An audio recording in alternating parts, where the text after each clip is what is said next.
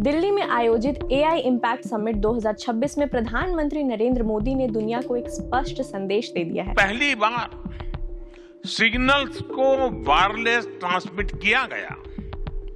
किसी ने कल्पना नहीं की थी कि एक दिन पूरी दुनिया रियल टाइम में कनेक्ट होगी। साथियों, आर्टिफिशियल इंटेलिजेंस मानव इतिहास का ऐसा ही ट्रांसफॉर्मेशन है। पीएम ने कहा कि यह न केवल भारत के लिए बल्कि पूरे ग्लोबल साउथ के लिए गर्व की बात है कि एआई का ये महाकुंभ भारत की धरती पर हो रहा है। उन्होंने जोर देकर कहा कि भारत वो देश है जो न केवल नई टेक्नोलॉजी विकसित करता है बल्कि उसको उतनी ही तेजी से अपनाता भी है।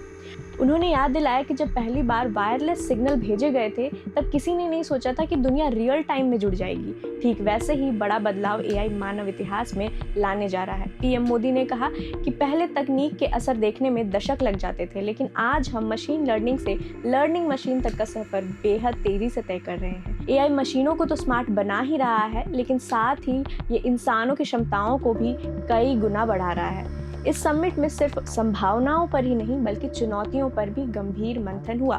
फ्रांस के राष्ट्रपति इमैनुअल मैक्रों ने एक बहुत ही जरूरी मुद्दा उठाया, बच्चों की डिजिटल सुरक्षा। One of our G7 priorities will be as well children's protection against AI and digital abuse. Macro ने साफ कहा कि जो चीजें असल दुनिया में गैर कानूनी हैं, वे बच्चों को इंटरनेट पर भी नहीं दिखाई देनी चाहिए। उन्होंने जानकारी दी कि फ्रांस में 15 साल से कम उम्र के बच्चों के लिए सोशल नेटवर्क्स बंद करने की योजना हो रही है। खास बात यह है कि पीएम मोदी भी इस सुरक्षा पहल में फ्रांस और अन्य यूरोपीय देशों के साथ देंगे। प्लेटफॉर्म्स, सरकारों और रेगुलेटर्स को अब मिलकर काम करना होगा। वहीं टेक जगत की दिग्गज हस्ती और गूगल के सीईओ सुंदर पिचई ने भी इस समिट में बड़े सपने देखने की वकालत की। पिचई ने कहा कि एआई हमारे काम करने के तरीके को पूरी तरह बदल देगा।